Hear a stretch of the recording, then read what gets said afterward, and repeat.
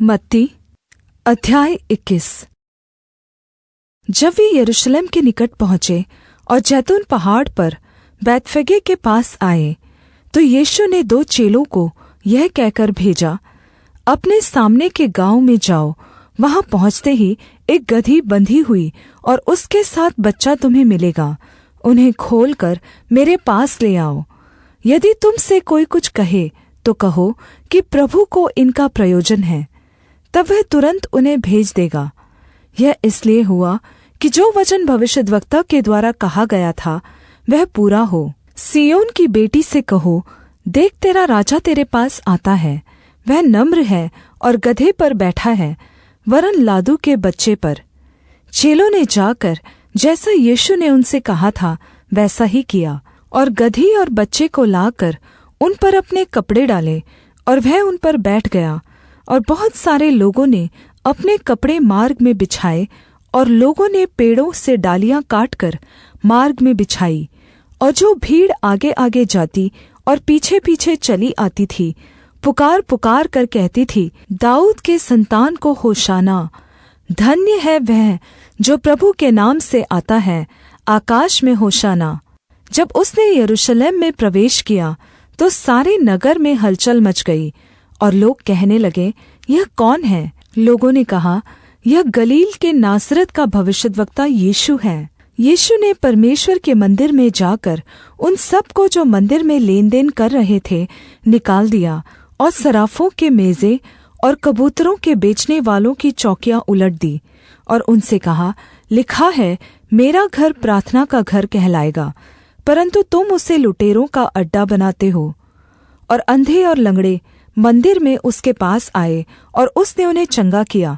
परन्तु जब प्रधान याजकों और शास्त्रियों ने इन अद्भुत कामों को जो उसने किए और लड़कों को मंदिर में दाऊद की संतान को होशाना पुकारते हुए देखा, तो क्रोधित हुए और उससे कहने लगे, क्या तू सुनता है कि ये क्या कहते हैं?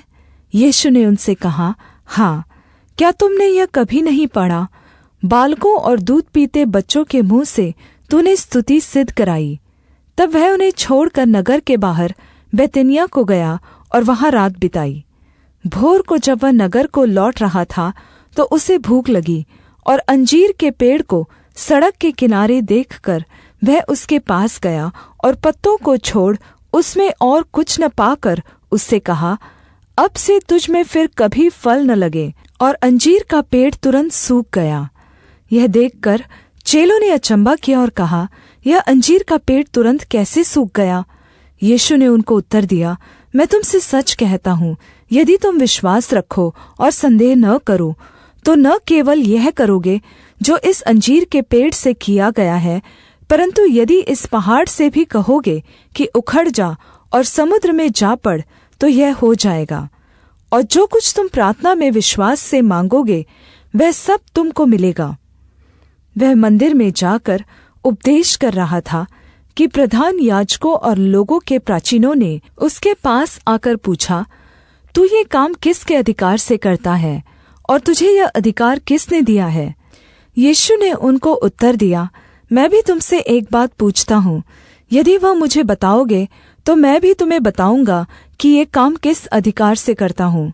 यूहन्ना का बपतिस्मा कहाँ से था, स्वर्ग की ओर से या मनुष्यों की ओर से था? तब वे आपस में विवाद करने लगे। यदि हम कहें स्वर्ग की ओर से, तो वह हमसे कहेगा कि फिर तुमने उसका विश्वास क्यों न किया? और यदि कहें मनुष्यों की ओर से, तो हमें भीड़ का डर है, क्योंकि वे सब यूहन्ना को भविष्यद्वक्ता मानते हैं। अतः उन्होंने यीशु को उत्तर दिया, हम नहीं जानते। उसने भी उनसे कहा, तो मैं भी तुम्हें नहीं बताता कि ये काम किस अधिकार से करता हूँ। तुम क्या समझते हो? किसी मनुष्य के 2 पुत्र थे। उसने पहले के पास जाकर कहा, हे पुत्र, आज दाख की बारी में काम कर। उसने उत्तर दिया, मैं नहीं जाऊँगा। परन्तु बाद में उसने अपना मन बदल दिया और चला गया। फिर दूसरे के पास जाकर ऐसा ही कहा। उसने उत्तर दिया, जी हाँ, जाता हूँ, परन्तु नहीं गया। इन दोनों में से किसने पिता की इच्छा पूरी की? उन्होंने कहा, पहले ने। यीशु ने उनसे कहा, मैं तुमसे सच कहता हूँ, कि चुंगी लेने वाले और वेश्या तुमसे पहले परमेश्वर के राज्य में प्रवेश करते हैं। क्योंकि यूहन्ना धार्मिकता के मार्ग से तुम्हारे पास आया और तुमने उस पर विश्वास नहीं किया, पर चुंगी लेने वालों और वेश्याओं ने उसका विश्वास किया। और तुम यह देखकर बाद में भी न पछताए कि उसका विश्वास कर लेते। एक और दृष्टांत सुनो।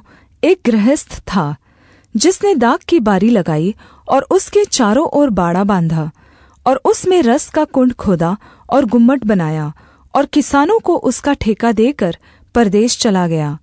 जब फल का समय निकट आया तो उसने अपने दासों को उसका फल लेने के लिए किसानों के पास भेजा, पर किसानों ने उसके दासों को पकड़ के किसी को पीटा और किसी को मार डाला और किसी को पथराव किया। फिर उसने और दासों को भेजा जो पहले से अधिक थे, और उन्होंने उनसे भी वैसा ही किया।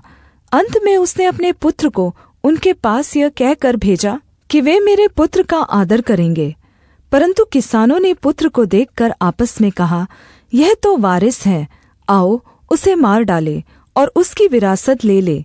और उन्होंने उसे पकड़ा और दाख की बारी से बाहर निकाल कर मार डाला।